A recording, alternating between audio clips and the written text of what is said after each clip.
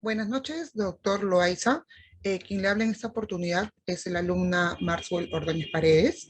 El día de hoy tenemos como tema exponer, más que todo analizar, ¿no? Este primer pleno casatorio civil, la cual voy a comenzar definiendo de qué trata en sí este pleno. El primer pleno casatorio, número 1465-2007, Cajamarca, ha sentado en sí, doctor, un polémico precedente sobre los efectos que genera el futuro proceso judicial, la transacción extrajudicial realizada al amparo del artículo 1302 del Código Civil. El tema no es solo polémico por la posición asumida en cuanto a la posibilidad de la no revisión, ¿no?, de lo definido mediante la transacción extrajudicial, sino por el mecanismo asumido, diría yo, para conseguir tan grande o en gran magnitud este pronunciamiento. De aquí este comentario tratará de mirar bajo dichas aristas el resultado del primer pleno casatorio. Como decimos, este primer pleno casatorio civil, ¿no? Ya mencionado 1465-2007, con fecha 22 de enero 2008, decimos sobre la introducción que con fecha 21 de abril 2008 y en separata especial, se publicó en el diario oficial peruano la sentencia dictada en el primer pleno casatorio civil realizada por la sala plena de la Corte Suprema de Justicia. Eh, Dicha sentencia, doctor, se encuentra contenida en la casación ya mencionada, ¿no? 1465-2007, del proceso de indemnización por daños y perjuicios derivados de la responsabilidad civil extracontractual. En esta presentación de la demanda, como usted bueno, nos ha enseñado, ¿no? En realidad vemos las partes en el proceso, las cuales vemos a los demandantes y a la demandada. En este caso, la demandada Giovanna Angélica Quiroz Villati, por su propio derecho y en representación de sus hijos, presenta una demanda a través de la cual, doctor, emplaza a la minera Yanacocha, solicitando el pago de una indemnización por daños y perjuicios proveniente de responsabilidad extracontractual. Este petitorio de indemnización por responsabilidad extracontractual comprende el daño material, ¿no?, el daño bioambiental que ella profesa en esta presentación de demanda y daño a la salud personal y moral. La pretensión principal de la demandada es que solicita el pago de una suma de dinero ascendiente al 1.800.000 soles por daño material, ¿no? Daño de salud personal y daño moral. Las pretensiones acumuladas, doctor, objetivas accesorias, vemos que pide el pago, pues, de un seguro médico y seguro de vida a favor de la demandante y de sus hijos, ¿no?, de la señora Ivana Angélica. También que la demandada cumpla con descontaminar completamente, pues, y de modo óptimo sus viviendas, el pago de los intereses legales y devengados.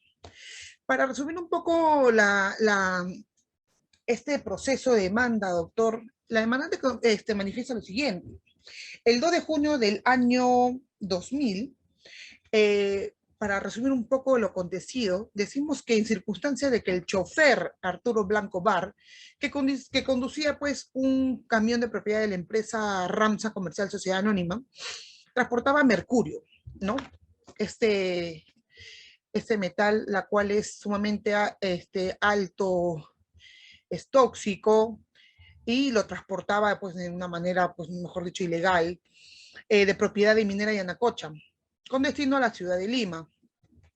Se produjo un primer derramamiento, ¿no?, de dicho metal, ¿no?, el mercurio, en el centro poblado de San Juan, dando lugar, doctor, a que un aproximado de 40 personas, más o menos pobladores de dicha ciudad, recogieran el mercurio sin saber los efectos dañinos del mismo. Entonces, posteriormente se produce un segundo derrame de aproximadamente 152 kilos de mercurio en las localidades de Chatén, San Juan, La Calera, Tingo, San Sebastián y Magdalena, la cual a veces no estamos pues un poco desinformados de lo que este metal, de este mercurio, lo que puede causar en nosotros, ¿no?, los daños físicos, los daños en la salud que puede causar en nosotros, sabiendo de que esto es altamente tóxico, ¿no? Entonces los pobladores en ese momento pues comenzaron a recoger el mercurio hasta altas horas de la madrugada, doctor, empleando para dicha recolección sus manos. Entonces estamos hablando de que han hecho contacto directo con el metal. Entonces, asimismo, la demandante, antes mencionada, línea más arriba, menciona que al guardar el mercurio en sus hogares, las familias que recogieron, ¿no? Los demás pobladores que recogieron, pues el mercurio también se intoxicaron debido a los gases que emanaba este. Por supuesto, si estamos diciendo de que es altamente tóxico, bueno, las personas estos pobladores por desinformación, ellos mismos cogieron con sus manos y metieron este metal, el mercurio, a sus viviendas. Entonces refiere que Yanacocha no hizo caso a las peticiones de ayuda médica, la cual pidieron los pobladores, ¿no? En primera instancia.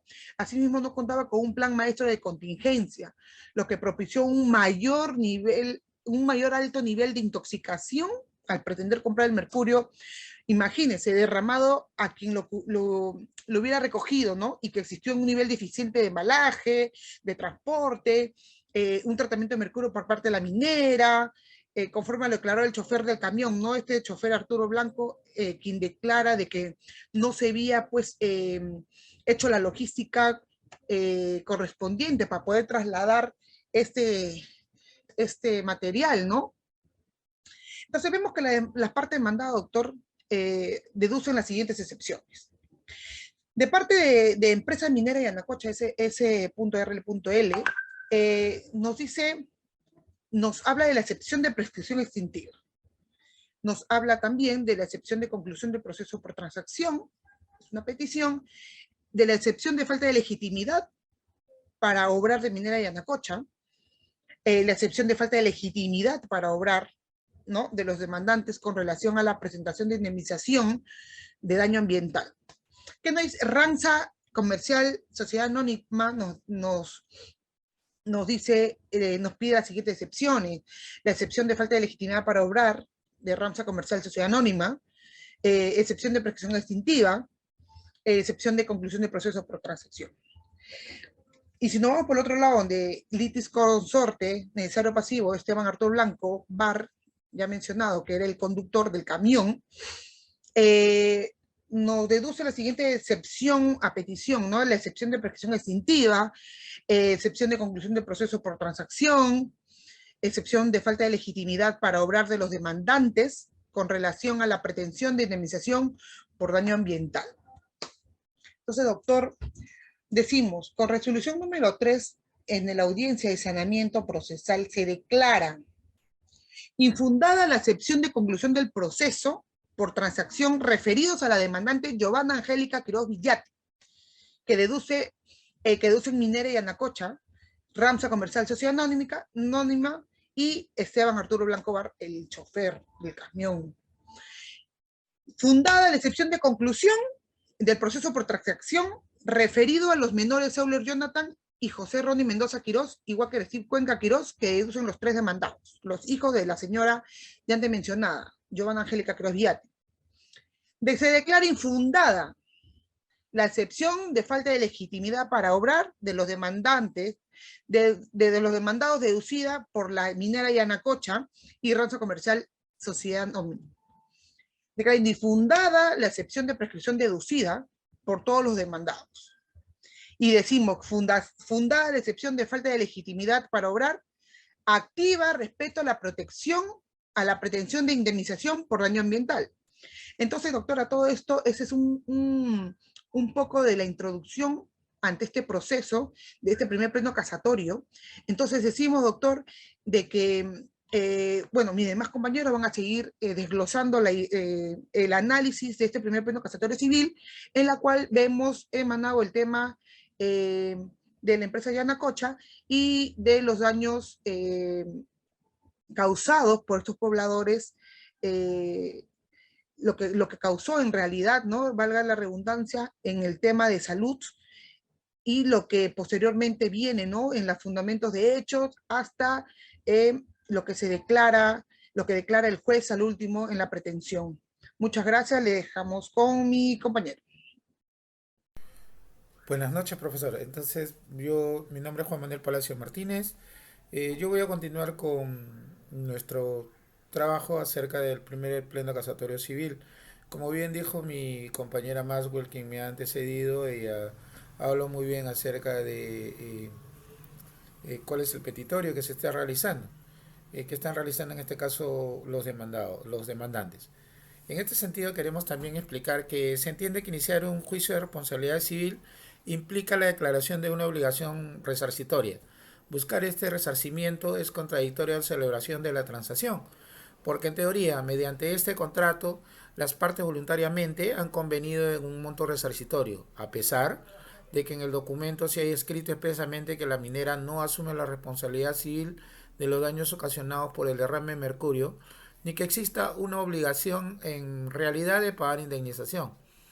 Entonces podemos colegir que el monto de la transacción no tiene un carácter resarcitorio y sin embargo, si expresamente no hay carácter resarcitorio en las transacciones, ¿por qué se les toma como documentos que han satisfecho la pretensión de responsabilidad civil? Eso es algo que la Corte en su momento lo ha respondido.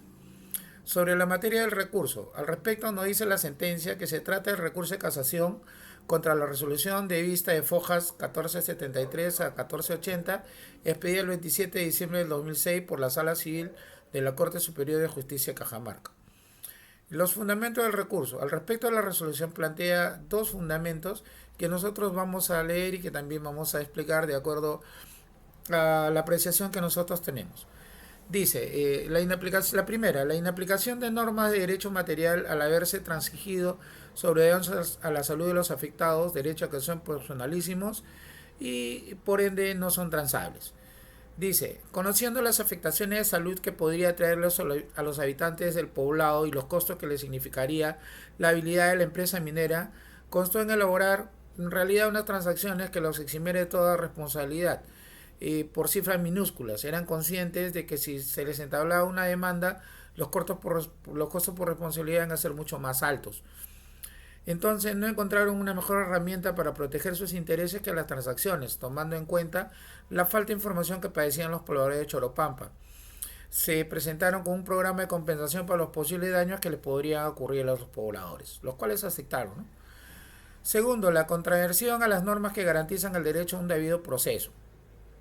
Cuando hablamos de un debido proceso, hablamos lógicamente de que tiene que haber igualdad de condiciones para ambas partes, tanto como para el afectado como la persona que en este momento en realidad es el demandado. Por eso, la desinformación generaba incertidumbre entre los pobladores. Al no conocer las posibilidades totales de los daños, las personas no pudieron expresar en realidad de manera completa su autonomía, porque de acuerdo al escaso conocimiento que tenían, aceptaron las transacciones. Los planes de acción tampoco incluyeron programas de información sobre las consecuencias que se aproximaban. Atendiendo a estas dos situaciones escritas, surge la pregunta, ¿cómo ser autónomo en una situación donde no se tiene información ni se maneja el lenguaje que se impone? No hay posibilidad de hacer un juicio certero de la situación, lo cual hunde a los que se encuentran en esta situación en un estado de vulnerabilidad frente a la parte contraria. Esta inconsciencia no fue favorable por los habitantes de Choropampa de ninguna manera, pero sí fue aprovechada por Yanacocha al imponer su medio de solución de conflicto sobre los pobladores afectados, que buscaban un medio para solucionar sus problemas, valerse de las condiciones de desventaja estructural de la parte contraria para imponer condiciones de negociación favorables a la minera, hizo que las transacciones se consolidaran como un mecanismo de abuso. En esta situación de abuso, la autonomía formal establecida por la norma fue usada instrumentalmente en contra de los mismos pobladores. No pudieron en realidad configurarse por ellos mismos en este acuerdo. No hubo autonomía. Ahora, acerca de la convocatoria al Pleno. Sobre eso, nosotros ya sabemos que al momento que se convoca este primer pleno casatorio, ya habían dos salas supremas civiles, en el cual existía una discrepancia, ya que habían emitido distintos pronunciamientos. La sala civil permanente había concluido en que sí procedía la transacción extrajudicial como excepción, ya que se había celebrado con observancia los elementos esenciales para la validez de un acto jurídico señalado por el artículo 140 del Código Civil, precisando que se había transigido sobre bienes disponibles el objeto de la indemnización, mientras que la Sala Civil Transitoria había concluido en que no procedía la transacción extrajudicial como excepción porque había transigido sobre un bien no disponible. tratándose de la salud de las personas. Además, porque no se había dado dentro del proceso. Entonces, con el fin de explicar y unificar criterios entre las dos salas supremas civiles, se convoca al primer pleno casatorio, ya que en el artículo 400 del Código Procesal Civil establecen que se debe haber una sala plena casatoria, la cual es precedente y vinculante y es de obligatorio cumplimiento para todos los jueces del Perú. Hablaremos ahora de los hechos. El 4 de junio del año 2000, el camión de la empresa encargada de transportar mercurio, Ranza, para la minera Yanacocha SRL, quien había contratado, derramó aproximadamente 50.000 kilogramos de mercurio en donde la zona más afectada fue Choropampa, porque los pobladores, ya sean niños, adultos, recogieron este mercurio sin saber en realidad las consecuencias hacia su salud. Hay que tomar en cuenta que el mercurio es un mineral altamente nocivo para la salud pública y para nuestro medio ambiente. Entonces, ante esta situación de crisis, la minera resolvió el conflicto celebrando transacciones extrajudiciales con los afectados. Estas transacciones fueron producto de una imposición de la minera en la negociación, valiéndose de la situación de necesidad de los afectados y de su nula información sobre la situación y del negocio que estaban celebrando. Esta situación limita la autonomía de los particulares en tanto no hay libertad para negociar. Recordemos que Choropampa, hasta el momento del derrame de mercurio, era una localidad dedicada a la venta de comida turística. Los buses que trasladaban turistas hacían paradas en esta localidad para que puedan degustar la gastronomía local.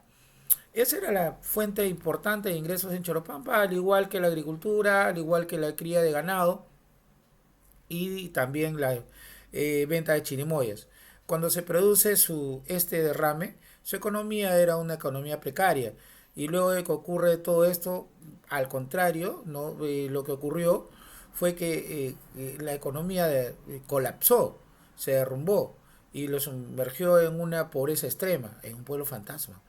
En suma, su ubicación en el sistema económico era de la típica sociedad marginal, donde la lógica del mercado no abarca la totalidad de sus relaciones económicas ni de su participación en actividades socialmente relevantes. En cambio, Yanacocha representa una inversión multimillonaria, es la mina de oro más grande de América del Sur, cuenta entre sus accionistas con Network Mining Corporation, empresa líder a nivel mundial en lo que respecta a la producción de oro. Sus procesos de producción son diversos y todos a gran escala. Evidentemente, esta minera cuenta con una importante presencia e influencia no solamente en la economía regional de Cajamarca, sino en todo el país, siendo una de las 5 mineras que más ganancias ha obtenido en los últimos años.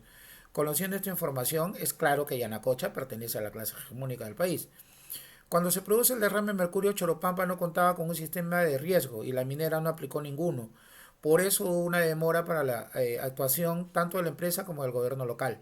Esto sumado a la falta de preparación del Instituto Nacional de Defensa Civil con sede de Cajamarca y de la misma Oficina Adjunta de Riesgo de Defensa Civil de Cajamarca, tuvo como resultado que la población quedara en una condición de vulnerabilidad frente al desastre. Esto evidenciaba que a nivel local no existía un plan de prevención ante los desastres que podrían suscitarse. No había un plan de información ni de concientización de los peligros a los que los poblados cercanos a las minas están expuestos. Por eso, producida la situación de emergencia, la respuesta de los mismos pobladores fue de desconcierto. No sabían con certeza de qué material se trataba, si era valioso para la empresa minera y si era dañino o no. Además, los centros médicos no se encontraban equipados con los insumos necesarios para una coyuntura como la que acaeció en Choropampa.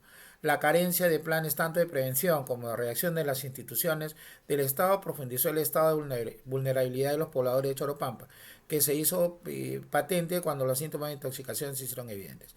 Ese es mi aporte el día de hoy, profesor, y lo dejo con mi compañera Zeina. Muchísimas gracias. Buenas noches, mi nombre es Zeina Díaz. A mí me toca hablar de las transacciones celebradas. Con fecha 2 de septiembre del 2000, la demandante, con autorización judicial sobre sus menores hijos, celebra 3 transacciones extrajudiciales. Las mismas que son por un valor de la primera por 5.250 soles, la segunda por 15.750 soles y la última por 11.250 soles. El acuerdo a duplicar el monto de la indemnización de cada uno de los afectados. Los demandados consideran que las transacciones tienen valor de cosa juzgada. Por ende, no pueden ser revisadas en vía de sede judicial. Objeto del Pleno sobre la transacción. Determinar los alcances de la transacción extrajudicial celebrado bajo los alcances del artículo 1302 del Código Civil se pueden realizar siempre y cuando se les dé el valor como excepción procesal. Esto quiere decir que la legitimación activa de una persona natural para poder promover un proceso judicial sobre el control difuso o el interés difuso se deben de hacer en base del artículo 82 del Código Procesal Civil. Ahora bien, debemos de recordar que este caso está relacionado con la transacción extrajudicial como medio de defensa de forma. Esto quiere decir que si un proceso judicial se puede interponer como excepción de una transacción extrajudicial con el fin de poder concluir el proceso. Ahora bien, debemos tener en claro que el artículo 1302 del Código Civil sobre la transacción que tiene valor como cosa juzgada nos indica que por transacción las partes, haciéndose concesiones recíprocas, deciden sobre algún asunto dudoso de litigio, evitando el pleito que podría promoverse o finalizar a lo que se inició. Con las concesiones recíprocas también se puede crear, regular, modificar o extinguir relaciones diversas que hayan concluido bajo el objeto de la controversia de las partes. Un saludo con todos, compañeros, profesor. Mi nombre es Fabio Rafael Salazar Pando y en esta oportunidad voy a exponer con respecto a lo que son los precedentes vinculantes establecidos por la sentencia de lo que es el primer pleno casatorio civil que hemos leído. En este caso constituye lo que es la doctrina jurisprudencial vinculante en una transacción extrajudicial. Sí puede ser interpuesta en un proceso judicial con el fin de iniciar una defensa de forma. Se reconoce así a la transacción extrajudicial efectos de defensa de forma, mas no de fondos, y se justifica el amparo de la excepción, señalando que con ello lo que se hace es acordar entre las partes las que se han finiquitado, celebrando transacciones extrajudiciales. La transacción extrajudicial, en este caso, no es homologada judicialmente y puede ser opuesta como excepción procesal conforme a lo regulado por el inciso número 10 del artículo 446 e inciso 4 del artículo 453 que contiene el Código Civil sobre la transacción. Entendiéndose que las transacciones extrajudiciales homologadas por el juez se tramitan de acuerdo a las reglas del Código Procesal Civil al tener regulación expresa, ocurriendo lo mismo en cuanto a las transacciones celebradas con relación al derecho de menores de edad, las mismas que deben de ser autorizadas por el juez competente conforme a la ley, la cual es voto en mayoría. Constituye también lo que es una doctrina jurisprudencial vinculante que una persona natural no tiene legitimación para interponer demandas por intereses, básicamente por intereses difusos. En este caso, los intereses difusos vienen a ser intereses de todos, son derechos indeterminados, como por ejemplo lo que es el derecho al medio ambiente y también tenemos el derecho a la tecnología como ejemplos. La persona natural no tiene legitimación. La legitimación para obrar es activa y en defensa de los intereses difusos y únicamente puede ser ejercida por las entidades señaladas expresamente en el artículo 82 del Código Procesal Civil, el cual es voto por unanimidad. Ha tenido que ser un voto por unanimidad. También encontramos lo que son pequeñas diferencias con respecto a las transacciones judiciales y transacciones extrajudiciales vistas en este caso. No hay muchas, sin embargo, vale la pena recalcarlas, como es, por ejemplo, que en la transacción judicial pone fin al proceso iniciado en el 333 del Código Procesal Civil, mientras que en las transacciones extrajudiciales tenemos que se evita el litigio y pone fin al proceso en lo que es el 302 del Código Civil. Tenemos también que en la transacción judicial permite expresamente la homologación de acuerdos en el 337 del Código Procesal Civil, mientras que en la transacción extrajudicial hay un vacío legal en cuanto a la homologación extra del proceso. Tenemos que en la transacción judicial, en este caso también se genera lo que es el título de ejecución, el acuerdo homologado según lo que es el 688 del Código Procesal Civil y el 713.1 ha quedado derogado. En lo que es la transacción extrajudicial tenemos que genera título ejecutivo, según lo que es el inciso 5, artículo 693 del Código Procesal Civil. En la transacción judicial, retomando, es que requiere congruencia entre las prestaciones con el objeto litigoso, según lo que es el 337 del Código Procesal Civil, y en lo que es la extrajudicial, no requiere congruencia entre las prestaciones recíprocas con las que se han constituido objetos de controversia entre las partes, según lo que es el 302 del Código Civil. En la transacción judicial permite oponer la transacción judicial al nuevo proceso mediante la excepción de cosa juzgada y conclusión del proceso por transacción, mientras que en el extrajudicial, la transacción extrajudicial no resulta oponible al nuevo proceso judicial. También tenemos que en la transacción judicial concluye el proceso por transacción, según lo que es el 322.4, no tiene control en homologamiento o sin control homologatorio, y en el extrajudicial no existe este proceso judicial. En lo que es nuevamente la parte de la transacción judicial, tenemos que el acuerdo homologado es impugnado por actividad dolosa a través de la nulidad de la cosa juzgada fraudulenta en el 178 del Código Procesal Civil. Mientras que lo que es en la extrajudicial, el acuerdo por transacción celebrado bajo el dolo se cuestiona a través de la nulidad de la transacción. Con esto concluimos lo que es la presentación de esta exposición. Muchísimas gracias con todos. ¿Qué tal? Muy buenas tardes. Yo soy Marcos Cabrera. A mí me toca la última parte, que son las conclusiones, y también una pequeña síntesis de lo que hemos conversado. Con la ayuda de un caso real que dio origen al primer pleno casatorio, hemos podido constatar que las desigualdades económicas y sociales quiebran la autonomía de los particulares cuando se genera una situación de conflicto o crisis, ¿no?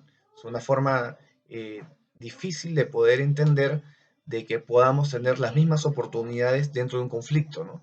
Al buscar solucionar la situación, siempre la parte hegemónica, la del poder, impondrá mecanismos de solución al conflicto y podrá también usar el derecho formal de manera instrumental para el propio beneficio de lo que ellos buscan, ¿no? O sea, la parte hegemónica siempre va a buscar la normatividad o el derecho formal para beneficiarse de manera influyente dentro del otro grupo, ¿no? Que es la parte afectada. Y esta parte afectada será la que pertenece más que todo a la clase marginal, porque no tiene el poder suficiente para poder negociar de manera equilibrada, de manera apropiada y adecuada en los términos de una solución de conflicto. Esto someterá también una propuesta de manera prepotente, de la manera hegemónica, a través de normativas, ¿no? Con esto podemos constatar también que el concepto mismo de la autonomía está en crisis. La realidad nos da la clave que la desigualdad no se va a dar mientras que el derecho lo pueda soportar, pero sin embargo entendemos también que no se da. ¿Por qué? Porque mientras que el derecho a la política permanezcan en una tradición de considerar que la igualdad formal como elemento fundante del sistema, este problema va a persistir. Sin embargo, si hacemos un cambio en el paradigma de la concepción de la autonomía y se da el salto a la intersubjetividad, tomando en cuenta las diferencias y particularidades de cada grupo social o de cada individuo, la justicia tendrá un salto cualitativo hacia una correcta distribución de la autonomía entre todos los actores sociales. Otro de los puntos también dentro de lo que nosotros hemos podido observar es que en junio del 2000 se dio un derrame de mercurio, ¿no? Propiedad de la minera Yanacocha en la localidad de Choropampa. Ante esta situación de crisis, la minera resolvió el conflicto celebrando transacciones extrajudiciales con los afectados. Estas transacciones fueron producto de una imposición de la minera en la negociación. O sea, ahí es donde vemos uno de los casos en particular en la cual el poder hegemónico asume una imposición frente a la negociación, ¿no? O sea, frente a lo que se está negociando. Y valiéndose esta situación de necesidad de los afectados y de su nula información, porque obviamente entendemos que Yanacocha es una minera millonaria, esta situación y de negociación que se estaba celebrando no era lo que buscaban los pobladores o lo que se debería de buscar en los pobladores dentro de la equidad de una negociación. En esta situación limita la autonomía de los particulares y no hay libertad para negociar, o sea, porque no puede haber libertad de negociación si es que tampoco no hay conocimiento a qué se debe y cuáles son las situaciones o los contextos sociales y también normativos que nos permiten a nosotros llegar a una buena negociación. Cuando una persona afectada demandó responsabilidad civil para los daños del derrame de mercurio, la Corte Suprema resolvió el caso estableciendo la validez de las transacciones sin contemplar las particularidades del caso, ¿no? Esto constituye una legitimación de la limitación de la autonomía de los particulares porque la Corte se basó en la igualdad formal de las partes, pero no contempló las desigualdades estructurales que no permitían, o sea, en lo particular, que los pobladores puedan ser verdaderamente autónomos frente a una minera, ¿no? Entendiendo que también una minera tiene toda la capacidad como para poder no solamente asumir esa responsabilidad a nivel normativo, sino también saber manejar este tipo de situaciones, ¿no? Tanto las transacciones como las sentencias deben ser descalificadas como inválidas e injustas respectivamente, porque al limitar la autonomía de estos particulares, valiéndose de las desigualdades y de la posición marginal de los pobladores para negociar, entendemos que existe un abuso, ¿no? Y vició también la formación de la voluntad que pueda tener una persona. Dentro de las reflexiones que nosotros hemos hecho finales, encontramos que también en la redacción del artículo 400 CPC es inconstitucional, pues permite que un órgano que no ejerce función jurisdiccional, como es la sala plena de la Corte Suprema, se aboque al conocimiento de un proceso en giro, como ha sucedido también en el caso de la casación número 1465-2007 Cajamarca. Con ello no solo se infringe el inciso 2 del artículo 139 de la Constitución del Estado, sino que se vulnera el principio del juez natural, bajo la justificación de crear jurisprudencia vinculante ante fallos contradictorios emitidos por las salas de la Corte Suprema. Todo ello nos permite afirmar que la casación en giro definida por la sala plena vulnera las reglas del debido proceso, pues ha aplicado normas procesales de cuestionable constitucionalidad. La transacción que se celebra fuera del proceso y con antelación a este no genera el efecto de la cosa juzgada. Tampoco permite oponer la excepción de transacción al proceso ya iniciado con posterioridad a su celebración, porque la regulación del inciso 1 o del artículo 446 CPC requiere de la existencia de un proceso judicial que haya concluido por transacción. La transacción extrajudicial es sencillamente el argumento para una excepción de derecho material o de fondo, mas no procesal, referido a un hecho que se aporta al proceso con la finalidad de hacer inaplicable la pretensión del actor. Por ello, nuestra legislación no contempla de manera expresa la excepción de transacción, sino de la conclusión del proceso por transacción, la misma que requiere necesariamente de la existencia de un proceso que haya concluido. La excepción de la cosa juzgada que regula el inciso 8 del artículo 446 CPC se opone a los procesos que hayan concluido por transacción homologada. La excepción de conclusión del proceso por transacción, inciso 1 del artículo 446 CPC, se opone cuando se inicia el proceso idéntico a otro que concluyó por transacción, aunque no se hubiera homologado. Si la transacción judicial valorada como un acto procesal que pone fin al proceso y no se somete al control jurisdiccional, ello no implica la invalidez del acuerdo, pues lo que se enerva son los efectos que otorga la homologación, cual es aprobar la composición del pleito a través de la transacción por la calidad de cosa juzgada. Muchas gracias.